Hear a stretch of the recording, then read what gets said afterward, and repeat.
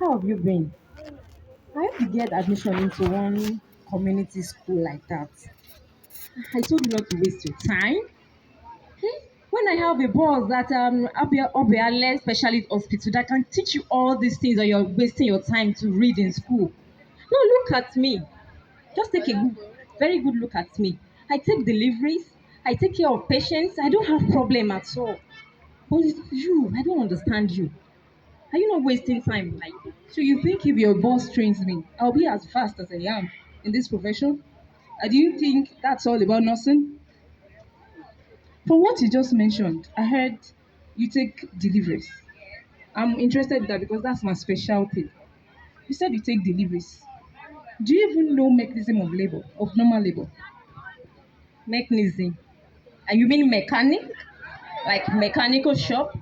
No, I don't think I do. I thought you said you were well trained and you don't know mechanism of normal labor. It's just simple. I just when the head is housed, I just drag it out. I don't know, just normal thing. And you don't care about the series of movements that the baby undergoes in order to negotiate through the birth canal to the outside world. What do you mean by the word canal? You mean canal? No, I don't know about that. Said you take delivery, so you don't know birth canal. Now I want to know. Please explain. I said earlier, you're only lucky because 95% of babies present with head. That's why you feel everything is, you can just take deliveries anyhow. So if you are faced in an abnormal situation, what will you do? So that is why you need to know the mechanism of normal labor. So that you're able to know a deviation from normal. Like I said, mechanism of normal labor. It is the series of movements that the baby undergoes while negotiating through the birth canal to the outside world. And to even understand this mechanism, you have to know the landmarks on the pelvis. So the landmarks include the iliopectoral eminence, the sacral promontory, the symphysis pubis, the inlet of the pelvis, the cavity of the pelvis, the outlet of the pelvis. You said you take deliveries, and you don't know the landmarks on the fetal head. The sincipute, the occiput, the biparietal bone. Wow. Since you put parental bone, parent as in parent bone. Parietal bones. Yes. You mean you were taught all these things within the short period of time you spent in school? Yes. When we talk about mechanism, we have preambles. Talk about the lie. The lie has to be longitudinal. The attitude has to be what? Attitude has to be of complete flexion. The presentation has to be cephalic or backward. Any deviation, you know that it is not a normal labor. Talk about the position. It can either be right occipital anterior or left occipital anterior. And the denominator has to be the what? The occiput. The presenting part has to be the posterior area of the parietal bones because that is where caput forms. Should I go ahead? And do you even know that there are measurements on the fetus cup? Do you know? There are measurements, and we have some measurements that are favorable than the others, and that is why you need to know the mechanism of labor. Now, the presenting diameter is suboccipital frontal. From where? From beneath the occiput to the frontal bone, which is 10 cm. Are you serious right now? What's it put? Frontal bone. Please, I want to know more, please. We also have the engaging diameter, which is the suboccipital bregmantic. From beneath the occiput to the bregman, which is 9.5 cm. Wow, this is much. Where is the Bregman, please? What we call anterior frontal. That's the bregman. Now let me proceed. At the onset of labor, why the baby is the position is the right occipital anterior position.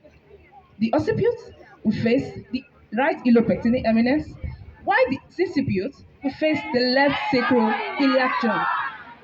At the onset of labor, the presenting part lies at the pelvic brim. With good uterine contraction, descent takes place. The occiput reaches the pelvic floor first, it becomes the leading part. It meets with a maternal resistance and rotates one edge of a circle. It rotates one eighth of the circle. Like the chairs we have in the barber shop. It rotates one eighth, half of a circle. If it doesn't do that, the movement will not be easy. So it has to negotiate. You understand? Exactly. So it meets with the maternal resistance, which allows it to rotate 1/8 of a circle to lie under the symphysis pubis. And with further contractions, the occiput escapes the symphysis pubis and crowning takes place. Oh my days. That's when we see the head, Abi. You call it crown. That's crowning. Please proceed. After the head has crowned, the sicciput, the face, and the chin sweeps the perineum, and the head is delivered by movement of extension. And immediately, partial restriction takes place. In order to realign with the twist that happened earlier, which allows the anterior shoulder to rotate 1/8 of a circle. And the head rotates completely externally. Then the anterior shoulder escapes the symphysis pubis, and the posterior shoulder sweeps the perineum, and the entire body is delivered by a movement of lateral flexion until the mother's abdomen. Now you see, you have to know the mechanism of labor. Wow. I give it to you, my friend. I give it to you, my friend. Please. Wow. Hope that we never teach you this, my friend. Please, what was the name of your school? Ondo State School of Community Nursing and Midwifery. Our lecturers have been doing excellently well. The likes of Mrs. Ayori, Mrs. Ajegumo, Mrs. Atondere, Mrs. Omoyeni, to mention just a few. Thank you so very much. Please, when will the form be out again? When the form is out, I will let you know. And our overall aim is to ensure that no woman should die while giving birth. That was a great piece. I need a round of applause. Exploding round of applause. The end of school.